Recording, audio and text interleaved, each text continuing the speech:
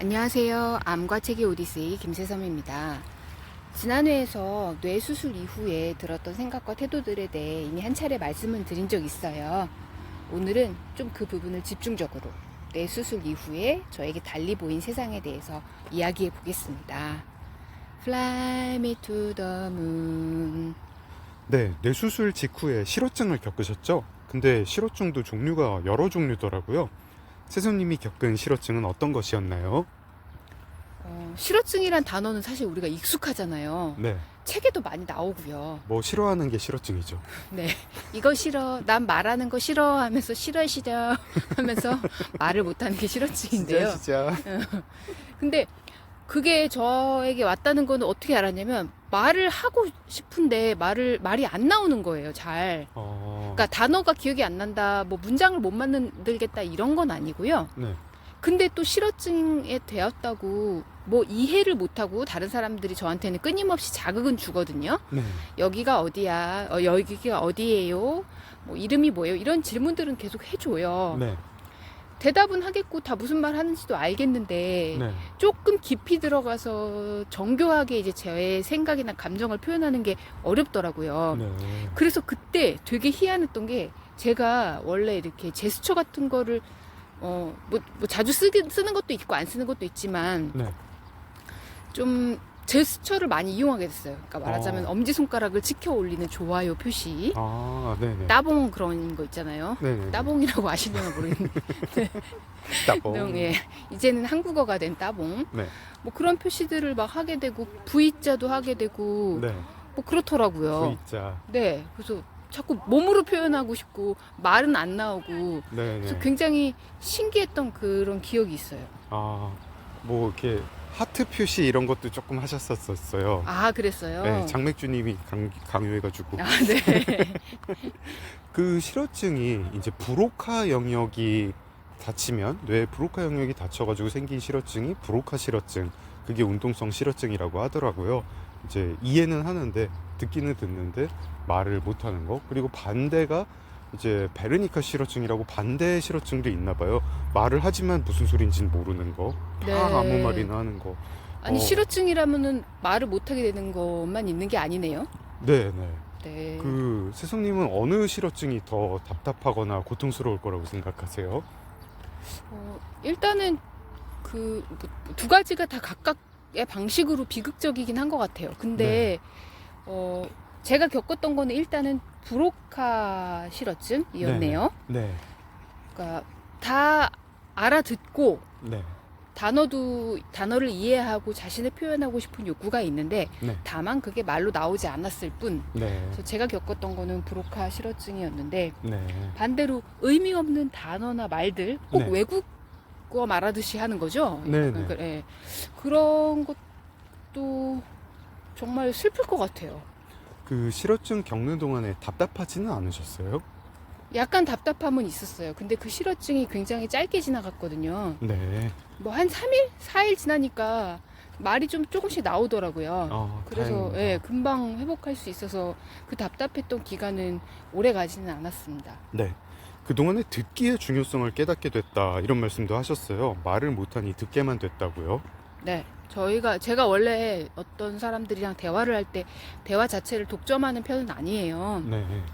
친한 친구들이랑 있어도 제 얘기만 하진 않거든요. 네. 그 밑바탕에는 내가 하는 이야기가 과연 재밌을까? 라는 생각과 의심이 있어요. 네. 내가 하는 얘기 다 뻔한 얘기, 뭐 남들이 모르는 얘기도 아닌데 이런 얘기를 뭐 모자랐다고 내가 계속 해야 될까라는 생각이 있어서 네. 대화를 많이 하는 편은 아니고 제가 대화를 많이 하는 사람들은 사실은 가족, 장맥주님 그런 사람들은 좀 제가 많이 해도 되잖아요. 네. 네, 그렇죠. 저에게 관심이 있을 거 아니에요?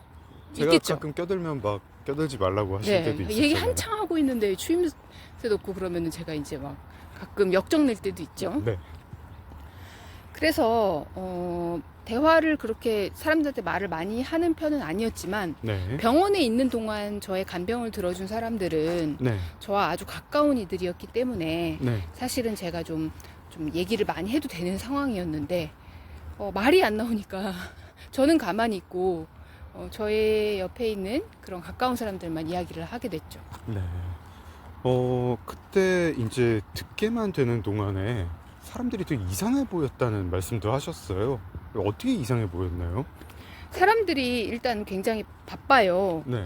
현대인들이 뭐 바쁘죠. 그래가지고 그 병원에도 제가 이제 엘리베이터를 타고 어디 뭐 치료를 받거나 뭐 무슨 일을 하러 갈 때 보면 네. 저희 엄마도 그렇고 장맥주님도 마찬가지인 게 그 엘리베이터에 이제 내려가는 버튼을 다 눌러놔요. 네. 그래가지고 뭐가 워낙 초조하게 기다리더라고요. 네. 그게 좀 되게 이상해 보였어요. 뭐가 아. 뭐 그렇게 급한지 할 일도 별로 없는데 나는 네. 병원에 있으면 하루 종일 뭐 달리 할 게 없거든요. 그래서 그런 것들이 좀 신기해 보였어요. 저는 어떤 느낌이었냐면 왜 사실 저희들이 되게 다급할 때 옆에 스승님은 되게 이제 한가한 표정으로 네. 계시니까 약간 막 걱정이 됐었어요. 그러니까 지금 무슨 상황인지 파악을 못하는 거 아닌가, 뭐 약간 그냥 멍하니 있는 거 아닌가, 막 지금 우리가 어떤 상황인지 모르는 거 아닐까, 뭐 우리가 지금 영상의학과를 빨리 가야 되는데, 혹은 뭐 재활 치료를 받으러 가야 되는데 그 상황을 모르고 그냥 멍하니 있는 거 아닌가 했는데 그 상황을 아셨던 거군요. 다 알고 있었고요. 몇 시까지 가야 되는지도 심지어 알고 있었는데 네. 저희가 미리미리 좀 준비를 했던 편이잖아요. 네. 그래서 전혀 그 치료에 늦을 일이 없는데 굉장히 뭔가 되게 급하게, 근데 좀 신기했던 건 뭐냐면 저희 간병인들 뿐 아니라 그 병원에 있는 모든 사람들이 다 바빠요. 네. 다 바쁘고 어디론가 향해서 막 가고 있고, 뭐가 바빠서 보면은 핸드폰을 보고 있어요, 다. 네. 네. 자신의 손바닥 안에 있는 그 네모난 화면을 끊임없이 바라보고 있는데 그게 되게 어떻게 보면 기괴해 보였어요. 이게 스승님이 말씀하시는 거 들으면 꼭 하늘에서 뭔가 내려다보는 듯한 느낌, 이런 식으로 봤다, 이런 느낌도 들고, 스승님도 몸에서 스승님이 좀 떠나가지고 약간 초월해서 있는 것 같은 느낌이었다, 이런 말씀을 하셨잖아요. 좀 자세히 설명해 주실 수 있나요? 그 외계인이 만약에 우리 지구인들을 본다면 네. 지구인들의 행태가 어떻게 보일까 상상해 본 적이 있는데요. 네. 되게 재밌을 것 같다는 생각은 했어요. 저 지구인들은 뭔진 모르겠는데 조그마한 어떤 도구들을 모든 사람이 가지고 다니고, 그리고 네. 그걸 하루 종일 쳐다봐요. 네. 진짜 하루 종일, 장소 불문 뭐 어디도 상관없이 그걸 가지고 다니고 화장실에도 갖고 가잖아요. 네. 저 소중한 저 작은 기기는 뭘까 되게 궁금해 할 것 같아요. 그러면서 왜 사람들이 뭔가를, 그때는 우향우 정신이라고 표현을 하셨는데, 사람들이 그렇게 바쁘게 뭔가 이 눈앞의 욕망을 추구하기 때문에 세상 일들이 일어나는구나, 세상이 거대하게 움직이는 게, 만약에 이제 이런 초월한 느낌으로만 살면은 세상에 아무것도 안 일어날 텐데, 이렇게 뭐 그런 걸 생각하면서 또 막연한 감동? 뭐 이상한 느낌? 이런 것도 받으셨다고 하셨어요. 네. 제가 이제 그걸 자기를 초월하는 느낌이라고 얘기를 한 적이 있는데요. 네.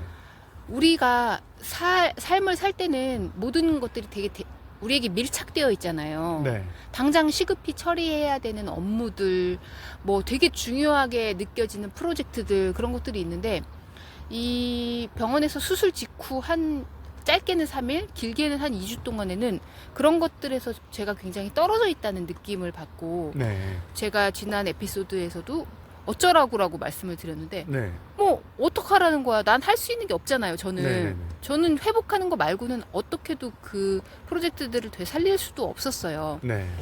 그렇기 때문에 그런 것들에서 한 발짝 떨어져 있는 그런 이상한 감정을 느끼기도 했습니다. 이런 자기 초월의 감정이 그 어디 외국 뉴스 같은 거 보다 보면, 사실 약물을 하다 보면요, 대마초나 LSD 뭐 이런 약물들 있잖아요. 네. 그런 거에 보면 꼭 그 자기를 초월하는 느낌이라고 적혀져 있는 게 있어요. 저는 그게 항상 궁금했거든요. 네. 그래서 마약에도 관심이 많잖아요.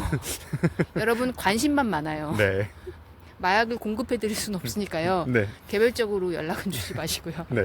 마약은 시작하지 않는 것이 좋다고 네. 합니다. 네, 끝났어요. 네, 네. 알겠습니다. 근데 왜 나라가 허락한 유일한 마약 있잖아요, 음악? 네. 네. 음악에 대해서도 지난해에 대해서는 이제 식욕이 없어진 거에 대해서 이상한 느낌이 들었다는 말씀하셨는데, 음악에 대해서도 평소 음악 되게 좋아하시는데 느낌이 좀 달라졌다면서요? 제가 음악을 좋아하기도 하고요. 음악을 틀어놓는 환경 자체에 익숙해져 있어요. 네.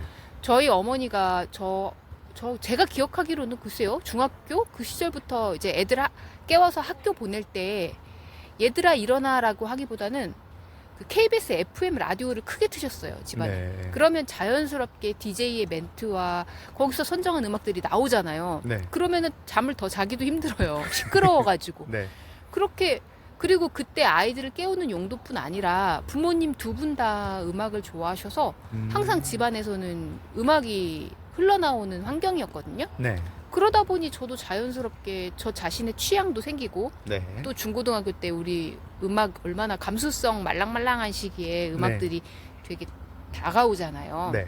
그래서 음악을 좋아했고 사실 장맥주님과 만나게 됐을 때도 저희가 서로의 공통점으로 뽑았던 게 책이 아니고 음악이었잖아요. 음악이었죠. 그때는 책 좋아하는 줄 몰랐죠, 서로. 네, 책 얘기는 일절 안 했죠. 네. 술 먹고 음악 듣고, 술 먹고 음악 듣고. 네, 그래서 음악을 항상 좋아하고 그리고 나중에는 저는 항상 그 음악 이어폰을 챙겨 다니면서 핸드폰이 있으면 핸드폰으로 음악을 듣고 그 전에 네. MP3가 있으면 MP3로 듣고 그러니까 음악과 제 삶은 떨어질래야 떨어질 수 없다고 생각했거든요. 네. 그리고 생각해보면 저는 집안에 아무 소리가 안 난다는 게 좀 이상하게 느껴졌어요. 네. 그 좀 약간 괴기스럽지 않나요? 좀 그 정막을 못 견딜 것 같은 때가 있어요. 네. 배경음악이 항상 필요하잖아요. 네. 젊었을 때는 진짜 음악을 들었고요. 네. 음악을 들었다 함은 다른 일을 하지 않고 정말 그 음악에 집중해서 듣는 거. 그런 시절이 있었죠, 저희가. 그렇죠. 네. 한때 음악이 우리 카페나 어디에 배경음악이 아니던 시절도 있었습니다. 네. 근데 병원에 있는데 음악 생각을 정말 못했어요. 음악을 어떻게 들을 수 있는지도 모르겠고 음악을 듣고 싶다는 생각도 안 들었고 그냥 음악을 까먹었어요. 저희가 그래도 뭐 재미있는 스피커를 하나 갖다 놓고 계속 듣기는 했잖아요. 네. 그 사실 싸구려 블루투스 스피커인데요. 네. 좀 모양이 귀여워요. LP판이 돌아가는 형태로 되어 있는데 네. 거기에 조명도 예쁘고요. 네. 조명은 참고로 그 블루투스 스피커를 틀어 놓으면 조명이 파란 그 물결 무늬가 네. 벽에 쏘아지잖아요. 밤에 틀면 이제 천장에 이게 계속 네. 꼭 수영장 천장처럼. 수영장. 네. 수영장에 그 아른아른거리는 푸른 물결 무늬 있잖아요. 네. 그게 나오는 블루투스 스피커를 갖다 놨는데 가끔 그걸로 음악을 들으면 간호사분이나 청소하시거나 그런 분들이 오셔서 궁금하신가 봐요. 이게 뭐냐고 물어보시더라고요. 네. 그래서 제가 이거 스피커예요. 그냥 스피커 기능밖에 없어요. 라고 하면 되게 감탄하시면서 그걸 한참 보다가 가시는데 네. 그게 굉장히 좀 되게 낯설었어요. 여러분 스피커라고 물건이 있어요. 소리만 네. 나오게 하는 거. 그러니까 요즘 핸드폰에 사람들이 너무 익숙해져서 조그마한 거 물건 하나로 사진도 찍고 통화도 하고 저장도 하고 뭐 글도 쓰고 다 하잖아요. 네. 근데 원래 옛날에는 어떤 물건은 어떤 한 가지 기능밖에 없는 때가 있었답니다. 그 싸구려 스피커긴 해도 그게 핸드폰으로 트는 것보다는 음질이 훨씬 좋아가지고 그럼요. 감사히 잘 그럼요. 들었었어요. 네. 네. 뭐 오늘 말씀하시는 거 보니까 이제 실어증은 완전히 극복하신 것 같습니다. 네, 실어증을 경험했던 시간은 사실 짧아가지고 네. 그렇게 길지는 않았습니다. 네. 덕분에 오늘 녹음 분량도 잘 뽑았군요. 네, 오늘 방송 여기서 마무리하겠습니다. 암과 책의 오디세이 김세섬이었어요. 좋아요, 댓글, 구독 감사합니다. Stand by me, Stand by me, darling, darling, darling.